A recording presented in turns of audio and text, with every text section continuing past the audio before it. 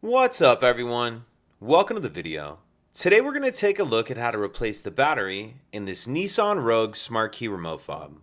This Nissan Rogue key fob is going to be for Rogues that have a push button start ignition, and it's going to use replacement battery CR2032. I'll put a link in the description box of this video to where you can purchase these batteries if you're in need. The other thing I'm going to be using to change this battery is a small flathead screwdriver. So the first thing we want to do is grab our key fob and we're going to remove the emergency key that's in the bottom of it. That's done by pressing this release on the back that my thumb's on, and the emergency key will pull out like that, and we can just set that to the side. Now if we grab our screwdriver and we hold our key fob with the buttons facing down and we take a look at the bottom of it, there's these two small notches, one right here, one right here.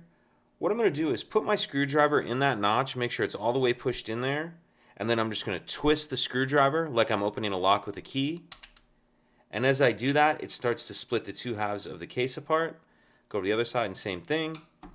Once you get the case split far enough apart, you can just pull it the rest of the way apart with your hands like that. And in the back half of the case, we see our battery right here. I'm just going to use the screwdriver to help get under the edge of it and get it out of that little holder. Now we'll grab the new battery, and we want to make sure that we're installing that with the plus side down. Plus side down. Once we have it in that holder, we can go ahead and snap the two halves back together. Now we can slide our emergency key back in.